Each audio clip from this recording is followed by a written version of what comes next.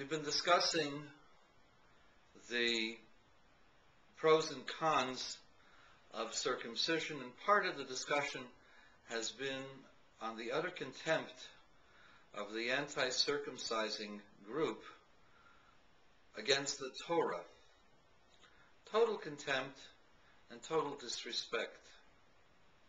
And before you want to engage anybody in a serious discussion, you better have a little bit of humble pie, because those of us who follow the Torah are quite knowledgeable in scientific matters, historical matters, and general matters of knowledge. We're also quite good at deduction and reasoning, and that comes from our Talmudic background. And so when you go ahead and you start engaging someone like myself and speak disrespectfully, first thing you have to know is that you've already lost my respect when you speak that way. I don't try to disparage other people.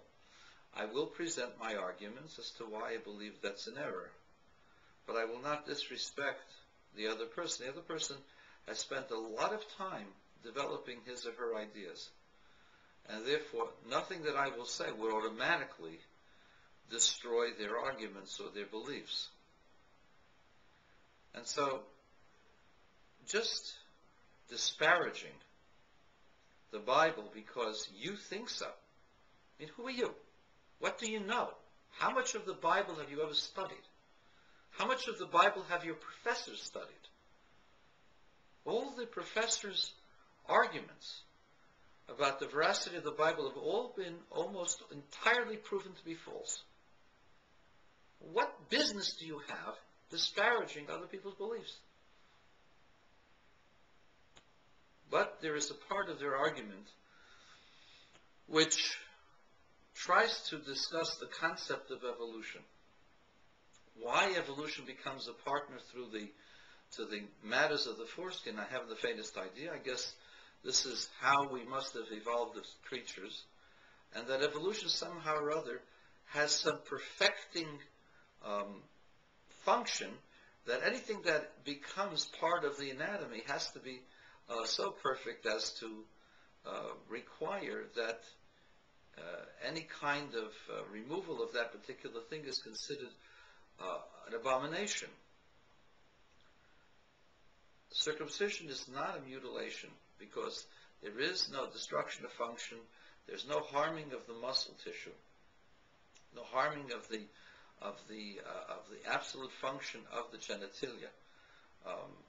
Someone suggested cutting off part of the tongue. The tongue is a single organ. Cutting part of it would create horrible disfigurement. Not only horrible disfigurement, but also possible infection in the entire organ, because you're touching the muscle tissue of the tongue. There is almost no organ that has anything similar to the foreskin. Foreskin is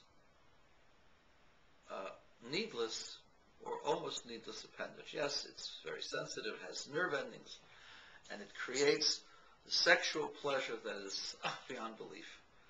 And the fact is, though, that the people with foreskins, without foreskins, the same number of children, have the same sexual drives.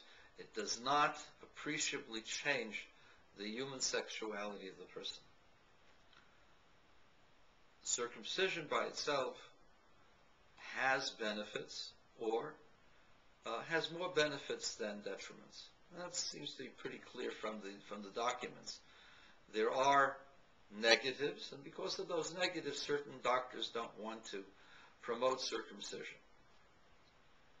But mostly it's because of shrill people yelling and saying it's mutilation, it's no good. I wish those people would say the same thing about abortion. The same people, they're not the Bible thumpers.